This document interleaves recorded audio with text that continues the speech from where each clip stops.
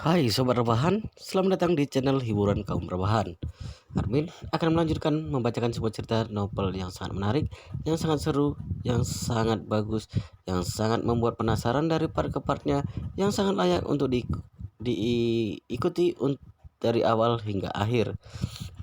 Tetapi sebelum melanjutkannya, pastikan kalian sudah subscribe channel ini dan aktifkan lonceng notifikasinya agar tidak ketinggalan jika admin upload video terbaru. Jika kalian menyukai cerita seperti ini, jangan lupa like. Jika berkenan, share juga ke teman lainnya agar teman-teman lainnya juga mendapatkan informasi hiburan di channel ini. Baik, kita lanjutkan di part ke 209 bertepatan dengan bab ke 988. Malan mengomel, kamu bercanda ya? Memangnya aku takut denganmu? Percaya tidak kalau menantuku hanya dengan satu telepon saja bisa langsung mengirimmu kembali ke tambang batu bara. Lagi pula Sio Cangkun dan Sio Curan tidak ada di sini. Malan pun tidak peduli jika dia mengungkit soal tambang batu bara. Kenokian menatap Malan seperti ingin memakannya. Saat ingin mengatakan sesuatu, Nyonya Besar Xiao sudah membuka pintu villa A04 itu. Melihat Malan yang melotot sambil mengayunkan kunci yang ada di tangannya dan berkata sambil tersenyum, Malan, kamu barusan bilang apa? Bukankah kamu akan melepas kepalamu dan berikan kepadaku sebagai sepak bola? Berikan sini. Malan melihat Nyonya Besar Xiao benar membuka pintu villa A04 itu pun langsung terkejut hingga tidak bisa berkata-kata. Bagaimana mungkin?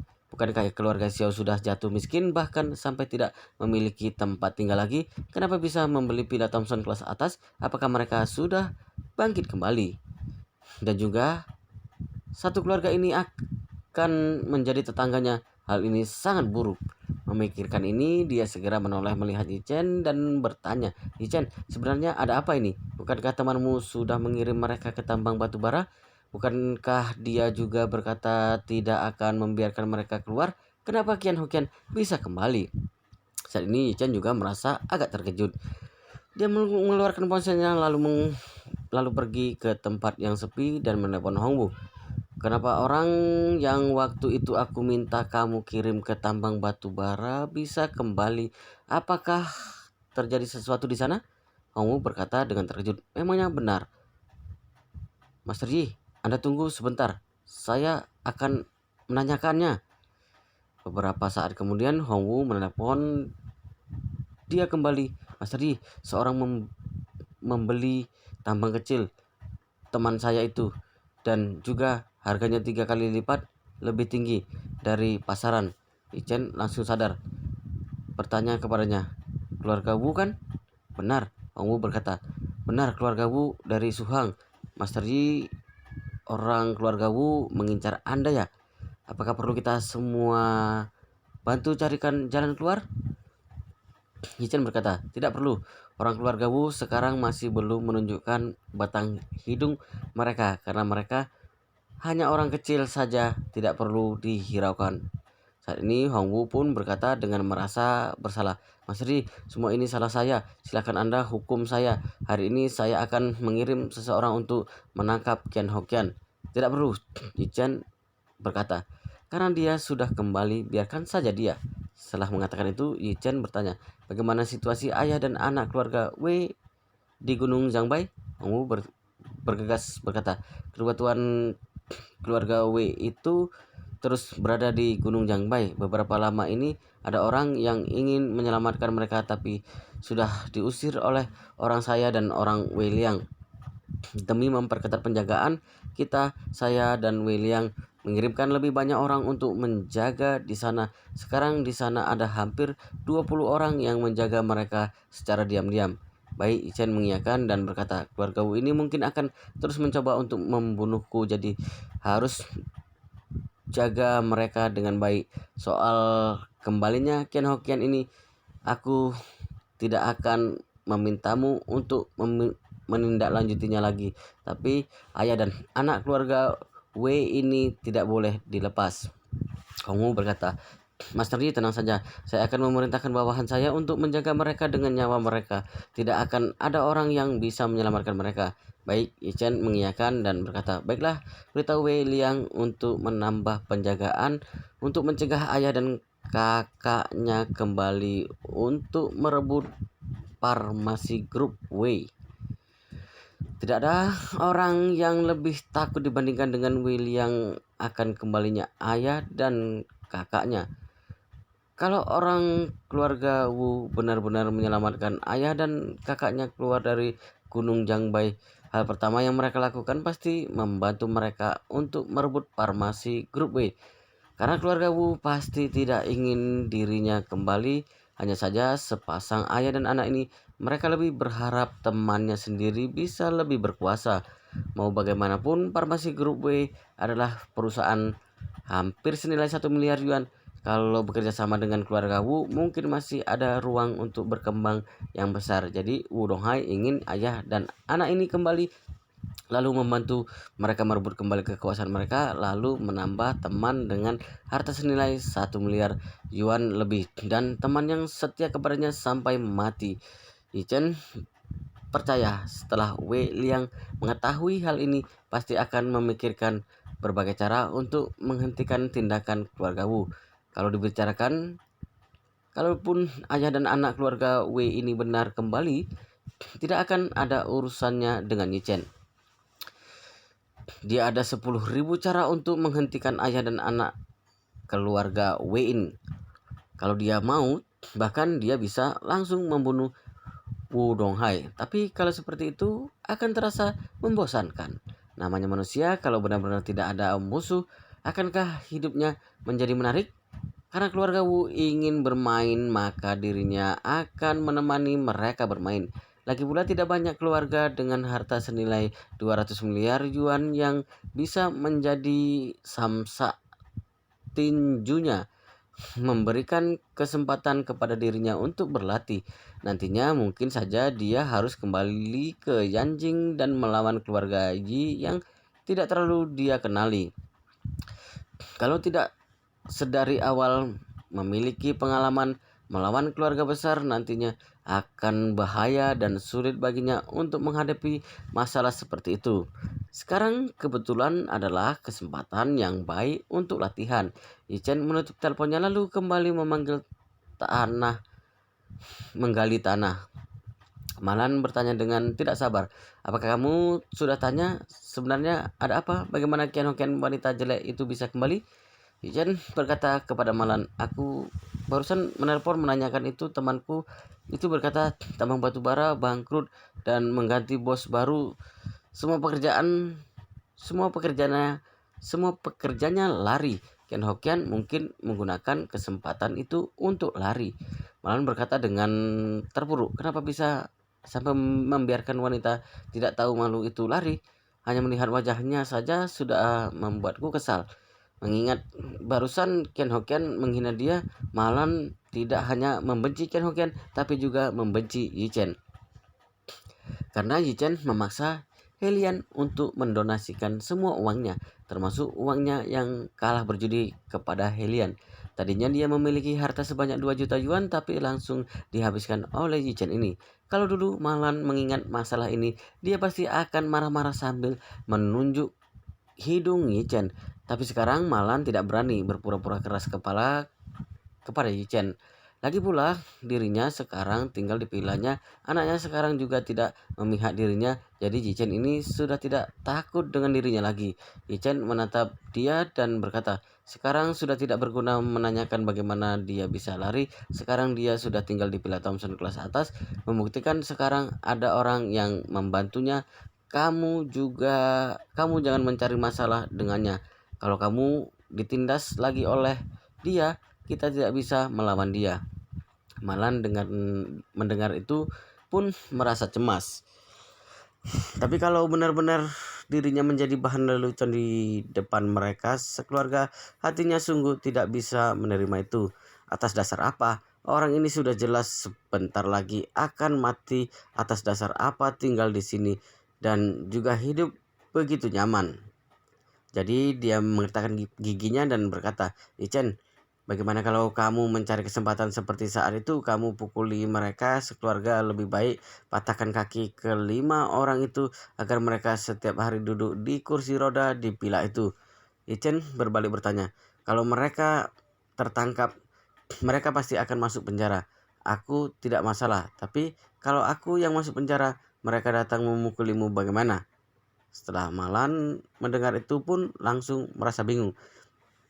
Dia harus akui perkataan Yichen masuk akal.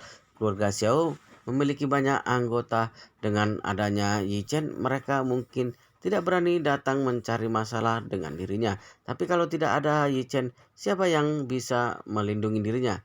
Si Cangkun, bajingan itu sekarang sudah bercerai dengan dirinya. Mungkin dia malah senang dirinya ditindas. Dan juga dia seorang pecundang sekali. Melihat kedua kakinya juga sudah lemas, mengharapkan bantuan dia adalah mimpi di siang bolong. Jadi dia hanya menghela napas panjang dan berkata, kelihatannya mulai hari ini harus menjadi tetangga dengan keluarga Xiao. Hatiku merasa tidak terima. Anggota keluarga Xiao saat ini sedang melotot terkejut melihat isi pilanya. Pila Thomson kelas atas nomor A04 merupakan tipe yang sama dengan nomor A05 dan juga pemilik sebelumnya mengeluarkan banyak tenaga untuk dekorasinya, bisa dibilang sangat mewah. Setelah Nyonya Besar Xiao masuk, dia pun melotot terkejut. Gaya dekorasi rumah ini sangat berlebihan. Banyak warna emas yang digunakan hingga terlihat sangat mewah. Seluruh isinya terlihat seperti istana. A05 yang ditinggali Yichen kelihatannya lebih menawan. Ini juga karena Wang Jenggang tahu Yichen orang yang berprofil rendah. Jadi saat dulu mendekorasi vilanya, dia sengaja menggunakan gaya dekorasi yang tidak berlebihan. Sebaliknya dengan A04 ada KTP canggih dengan kemewahan yang berlebihan. Tapi keluarga Xiao adalah orang yang sangat angkuh, juga sangat suka kemewahan. Yang lebih penting mereka tidak ada budaya, jadi suka dekorasi emas seperti ini.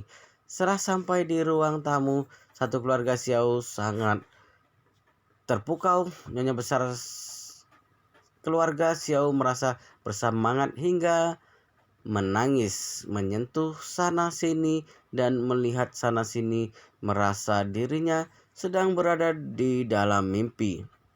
Yang lain juga sebenarnya mereka tidak pernah melihat dunia. Melihat bila Yichen saja sudah merasa sangat iri, tapi tidak menduga mereka sendiri bisa cukup beruntung tinggal di villa yang sama. Dan juga yang lebih penting adalah vilanya ini kelihatan lebih mewah dibandingkan villa Yichen. Hal ini membuat mereka semakin bersemangat. Nyonya besar Xiao naik lift langsung ke kamar paling besar di lantai 3.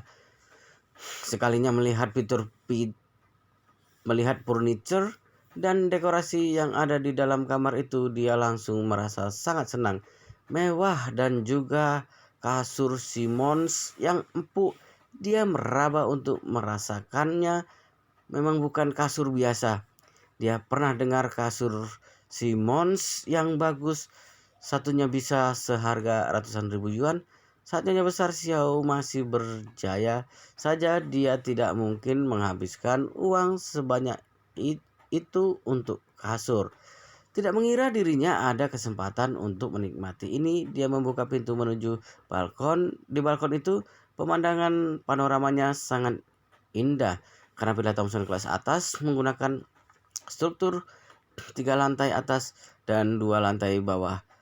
Rumah di sana tidak tinggi, berarti di lantai 3 bisa melihat dengan jelas dan jauh. Yang menarik adalah saat berdiri di lantai 3 bisa melihat Taman Yichen. Melihat Malan sedang memerintahkan Yichen untuk menggali tanah di taman kecilnya. Lalu Nyonya besar Xiao melihat ke tamannya sendiri yang kosong, tidak ada isi. Kemudian dia tersenyum dan mendengus dingin. Kelihatannya Malan ini ingin menanam bunga dan tumbuh-tumbuhan. Baiklah, tunggu setelah kamu selesai menanamnya, aku akan mencurinya agar aku tidak perlu membeli sendiri.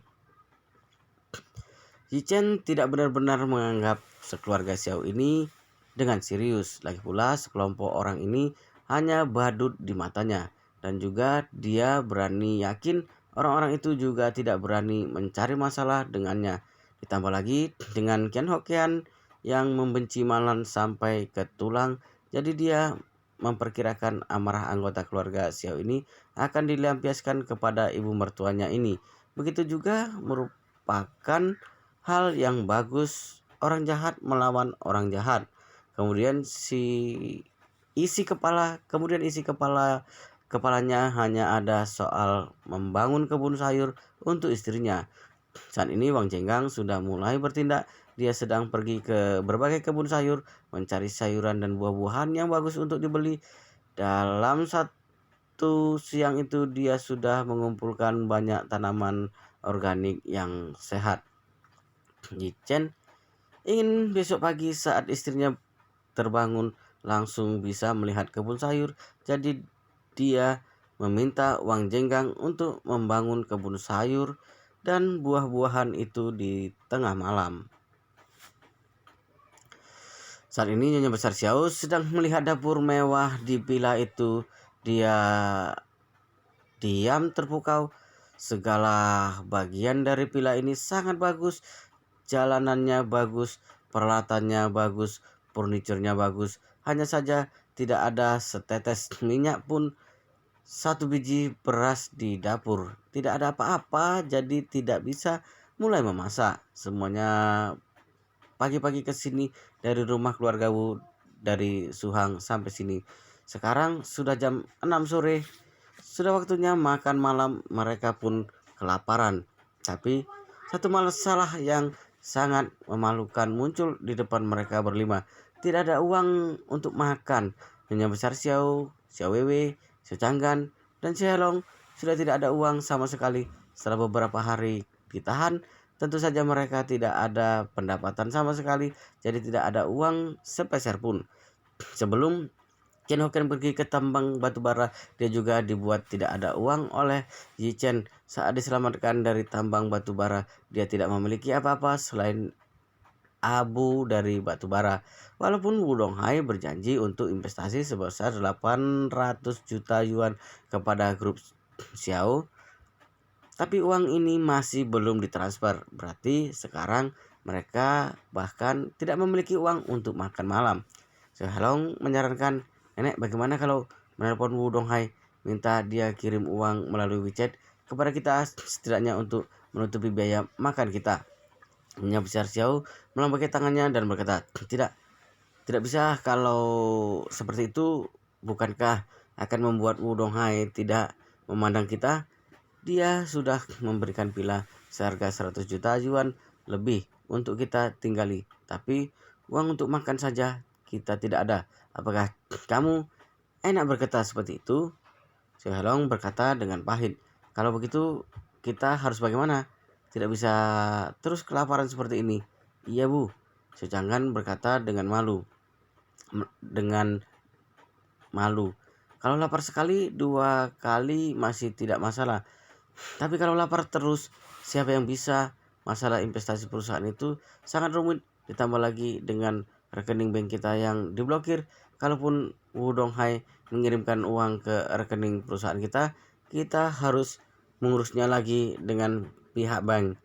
Kita harus menunggu mereka mencabut blokir mereka. Mungkin saja memakan waktu 3-5 hari. Kita tidak bisa terus kelaparan menunggu uang itu kan? Nyonya Besar Xiao bertanya kepadanya, apakah kamu tidak ada teman yang bisa meminjamkan 10.000 yuan kepada kita? Sedangkan berkata dengan malu, aku sudah meminjam uang sebelum ditahan. Aku sudah meminjam kepada siapapun yang mungkin bisa meminjamkan. Banyak orang yang memblokir diriku. Nyonya Besar Xiao menoleh melihat Xiao Helong dan Xiao Wewe. Helong, Wewe, bagaimana dengan kalian berdua? Tidak ada teman yang bisa meminjamkan uang? Nenek tidak tahu apa-apa ya. Xiao Helong berkata dengan terpuruk. Berita tentang bangkrutnya keluarga Xiao sudah disebar oleh teman-temanku sedari awal. Tidak peduli dengan siapapun aku berbincang di WeChat, tidak akan ada yang membalasku. Kalaupun membalas ketika aku berkata aku mau meminjam uang, mereka pasti akan berpura-pura mati. CWW juga berkata dengan terpuruk. Nenek, aku juga tidak bisa mendapatkan pinjaman. Nyonya besar Xiao berkata, bagaimana kalau mengirimkan pesan kepada Xiao Yikian, minta dia untuk membantu kita sedikit. Kalian pernah menjadi suami istri untuk beberapa lama, pasti dia akan memberikanmu sedikit uang, kan? Xiaowei menghela nafas dan berkata, Seikian sudah memblokirku. Sedangkan menatap Nyonya besar Xiao, ibu tidak punya teman? Aku, ekspresi Nyonya besar Xiao terlihat sangat dingin. Kalau aku bisa meminjam uang, aku tidak akan omong kosong dengan kalian. So Helong tiba-tiba terpikir akan sesuatu dan berkata, Nenek, bagaimana kalau kita menjual beberapa barang yang ada di dalam villa ini secara daring? Tidak perlu membicarakan yang lain. Televisi LCD di ruang tamu itu saja kalau baru mungkin seharga 5 sampai 60 ribu yuan. Televisi ini masih belum digunakan. 20 ribu pasti laku terjual, kan? Secangkan berkata, Wudong Hai meminjamkan kita untuk tinggal di villa ini. Apakah pantas kita menjual barangnya? Apakah pantas atau tidak? Sohelong berkata, kita tinggal di sini untuk 10 tahun. Televisi apa yang bisa digunakan sampai 10 tahun? Nantinya beritahu dia saja televisinya rusak dan menjualnya di Taobao. Dan juga setelah kita menerima 80 juta yuan dalam rekening perusahaan kita nantinya akan ada uang, kan? Nantinya beli baru yang sama persis juga bisa, kan? Mata Nyonya besar Xiao bersinar, lalu berkata, kalian jangan berbicara lagi. Ide Hailong sangat bagus. Hailong mendengar itu pun berkata sambil tersenyum, bagaimana nenek, di saat kritis seperti ini otakku berguna, bukan? Bagus-bagus, Nyonya besar Xiao menganggukkan kepalanya dan berkata, kalau begitu kamu periksa televisi itu, kalau baru harganya berapa, lalu jual televisi itu. Xiao Helong langsung menghampiri televisi LCD besar yang ada di ruang tamu dan melihat nomor model di belakangnya. Kemudian dia mencarinya di internet lalu berkata dengan terkejut, astaga, buset, televisi ini seharga 100 ribu yuan. Mereka sekeluarga pun terkejut dengan angka itu. Satu televisi seharga 100 ribu yuan, bukankah itu terlalu boros? Sohelong membuka situs jual beli barang bekas lalu mendapati di situs jual beli barang bekas itu televisi dengan kondisi 90% bisa dijual seharga 60 ribu yuan lebih. Jadi dia berkata, aku periksa mereka menjual televisi dalam kondisi 90% mereka seharga 60 ribu yuan lebih. Kita masih sangat baru, dijual 75 ribu yuan juga tidak masalah. Nyonya besar Xiao bergegas berkata, apanya jual seharga 75 ribu yuan? Kalau dijual 75 ribu yuan, tidak ada yang langsung mau membelinya. Kamu jual seharga 60 ribu yuan, mungkin akan langsung terjual dengan cepat. Prioritas kita sekarang adalah mendapatkan makan secepat mungkin. Selong baru sadar dan berkata, memang nenek yang teliti. Aku akan mengambil foto lalu menjualnya seharga 60 ribu yuan.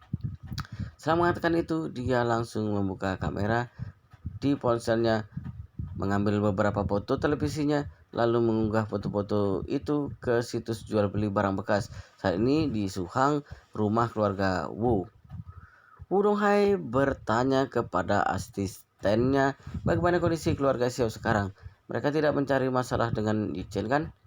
Asistennya sedang menelpon lalu berkata, Presiden Wu, orang yang bertanggung jawab mengawasi mereka, berkata mereka tidak memulai konflik dengan Yichen, hanya berseru mulut dengan ibu mertua Yichen, lalu kembali ke villa mereka. Sekarang mereka sedang menjual televisi di villa situs jual beli barang bekas. Wudong Hai mengira dirinya salah dengar lalu bertanya, lelucon macam apa itu? Wow, bagaimana cerita kelanjutannya? Kita sangat penasaran jika tidak mengetahui cerita kelanjutannya. Tapi sepertinya di video ini, di part ini sampai di sini dulu. Kita akan lanjutkan di part berikutnya, di video selanjutnya. Pastikan kalian sudah subscribe channel ini dan aktifkan lonceng notifikasinya agar tidak ketinggalan jika admin upload video terbaru. Jika kalian menyukai cerita seperti ini, jangan lupa like. Jika berkenan, share juga ke teman lainnya agar teman lainnya juga mendapatkan informasi hiburan di channel ini. Baik, kita lanjutkan di part berikutnya di video selanjutnya.